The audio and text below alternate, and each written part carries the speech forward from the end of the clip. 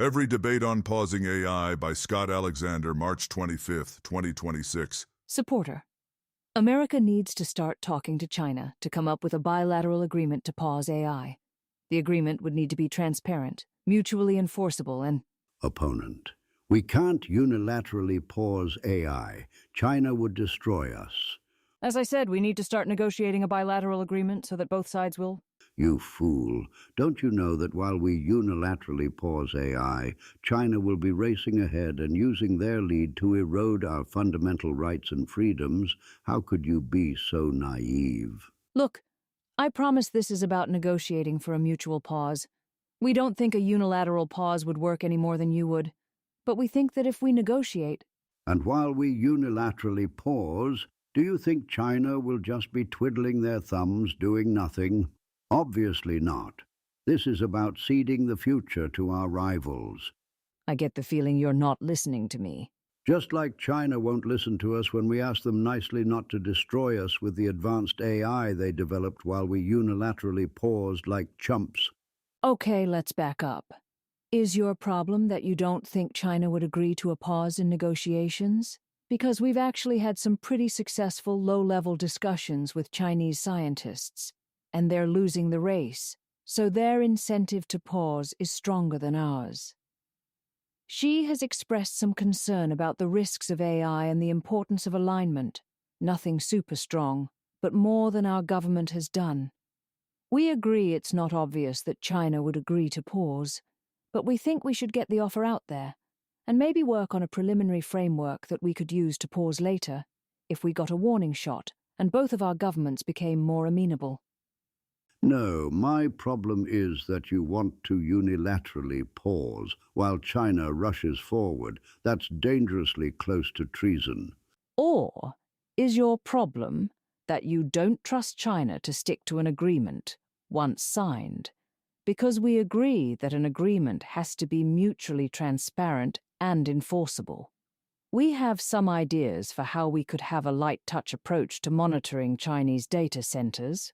Of course, they would get to monitor ours in the same way, and actually the math mostly works out, and we think it would be less intrusive than other things that have worked in the past, like nuclear monitoring. You foolishly think that if America paused, everything would be fine, but there's a flaw in your utopian high modernist plan. Our enemies won't pause. Or is your problem that you think AI will deliver lots of benefits, so it would be foolish to pause? I agree the benefits of AI would be great, and I think there are ways we could try to maximize those benefits even during a pause. For example, we and China could try to build the infrastructure for a pause, put a mutual red line in place for activating the pause, and then have green lines in place for what sorts of control schemes we would need to see before winding down the pause and continuing to advance.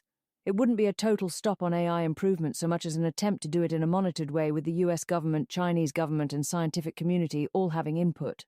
I know it's reasonable to worry that such a graduated strategy could devolve into a more extremist Luddite approach, but there are steps we could take to make that less likely. I feel like you're not listening to me at all.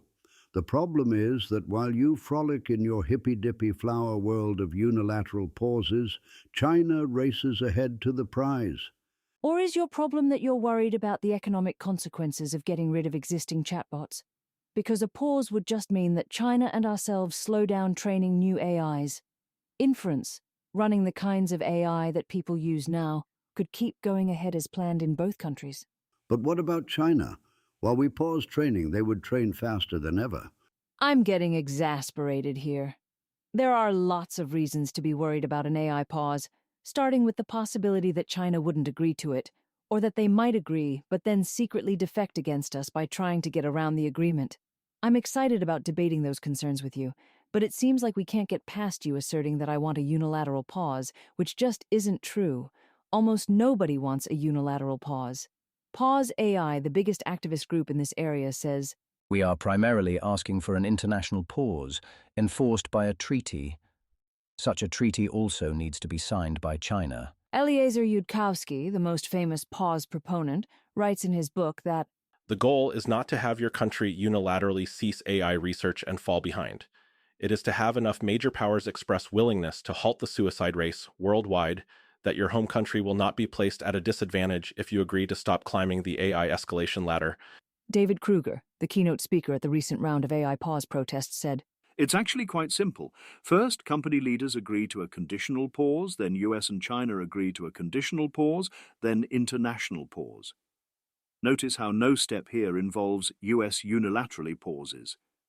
and added that, I concentrate on America because China has shown more interest in slowing down and regulating. If you think someone is demanding a unilateral pause, I think you have a responsibility to say who it is you're talking about. If you can really find someone like this, I'll criticize them just as hard as you are. You think you're getting exasperated? I don't see you responding to my key point, which is that if we institute a unilateral pause like you're suggesting, China will beat us and we'll lose all our freedoms and have to learn Chinese and draw 1,000 squiggly characters every time we want to communicate, and all because you were too stupid to realize that it doesn't make sense for only one side in a race to pause and hope for the best.